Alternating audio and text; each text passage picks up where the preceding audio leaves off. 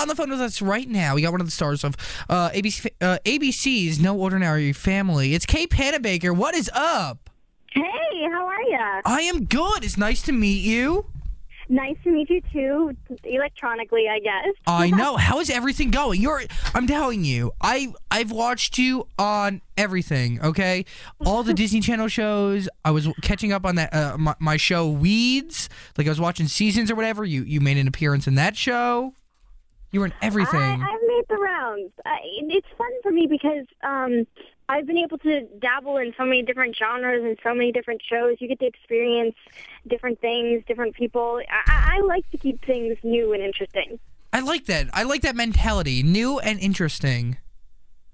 It's been working well for me so far, so I can't complain. It's been going good. So tell me, from when you first started, right? Where did you start? What was your first thing you've ever done? The first movie I ever did was this.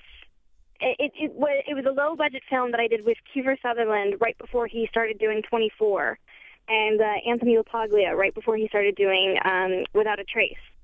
And I was like 10 years old, and I played this girl who was smoking and cursing and so not like myself. I look back and I'm shocked that they cast me. I was so green, but it was a lot of fun. I very fond memories from that. Like, did you go to high school? What was your deal? Like, were you homeschooled, or did you do a little high school, little set school? My school situation is very abnormal. When I reached the 7th grade, I enrolled in a school program that allowed me to go at my own pace, which was very accelerated. So by the time I was 13, I was graduated high school and started going to community college. I went to a local community college for 2 years, graduated with my AA when I was 15, got accepted to UCLA, and then was graduated with my BA in history by the time I was 17. Holy crap. Wow. Wow. Yeah. That's awesome. Now, do you have to, like, get the work that, like, regular college students get, or no? Oh, yeah. No. I went to school. People think that I was either tutored or that I had online classes. No, I was in class with all the regular students looking like weirdo 12-year-old sitting in the middle of class taking notes. I really enjoyed it because in college you are introduced to so many different people, so many different walks of life, so many different ideologies, and by meeting everybody, it not only helped me as a person, but it actually helped as an actor, because now I've met so many different people that I never would have met, and I can draw from their experiences and their whatever into the characters that I create. That's cool. I kind of like that. If I could just... Yeah, I mean, it's interesting and unique. Do you ever feel like you missed out, though? Like, just, like, going through high school with, like, all your friends and stuff? Because as much as I say to myself, like, I would love to just leave high school, but then I'm thinking, like, I'm kind of, like, making, like, some form of memories that will last me a lifetime, every day. Here's the thing, is I enjoyed work so much more than I did school. And here's the other thing, is you fantasize about how awesome high school was, but was it really that awesome? You're going through your awkward age, you've got your cliques and everything, and for me, I didn't have to experience any of that. Like, I had a normal prom. I was working on Summerland at the time, and I took Zac Efron as my date before he was Zac Efron. I had the normal experiences. They were just accelerated and done either at a younger age or more quickly. Wait, hold on. You brought it up. I got to keep going on this, Kay. Okay, you and Zac Efron prom before he was Zac Efron. Yeah, well, technically it was still Zac Efron, but it was before High School Musical. He was working on the show Summerland with me, and it was one of those things that because I didn't have the normal high school experience. I didn't have a group of friends my age, so I was working with him, and I was like, hey, why don't we go to prom? And nobody knew either of us. We danced. There was a magic show. It was kind of cheesy, but it was fun. And there was a magic show? Oh yeah, we had like a theme to our prom. So there was like this guy with magic, and Zach had seen somebody did a making of magic and ruined all the tricks. So he was trying to ruin all the tricks for us.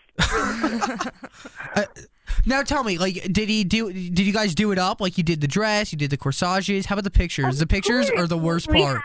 We have the pictures. Those are locked away in a safe for only us. I got to wear my princess gown. Looking back, it was the most ridiculous thing, but I was dead set on getting this dress. It was like bright blue, and it was the corseted with like the ball gown type of skirt to it. So I was like 12 feet wide. Oh gosh, you were that girl at the prom. You were that girl who needed like 20 feet of room just like on the dance floor to herself. Exactly, it was ridiculous, but it was a lot of fun. So I'm glad I did it and went all out for it. Yeah, look at that. I didn't know that. Does anyone like? I usually know a lot of things, right? And I didn't know that you guys went to prom together. Was this his first prom too? I think no. He went to a more normal high school setting, so I think he had gone prior with his own school or his own girlfriend. But I don't remember. I don't know. It's okay. Now you're the cool cat in town who went to prom with Zac Efron. Who could like imagine when you have kids and stuff, and now that is a story to tell at parties. I know, but see, for me, like everybody knows him as Zac Efron, and for me, I know him as like a friend, a guy that I hung out with who was really nice. He was older than me and just had. It was just a nice working environment. And what's really nice is that I can say I knew him when, so it's one of those. It's a true friendship and not a fake friendship. I feel you.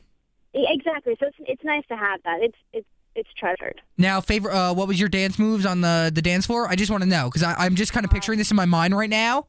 Right, like it's a club, like the beat is pumping or whatever on the dance floor. People are jumping or doing whatever they do. Like, what was your dance move? I'm not a terrible dancer. My trademark dance, I guess you could say, is the finger dance. The what?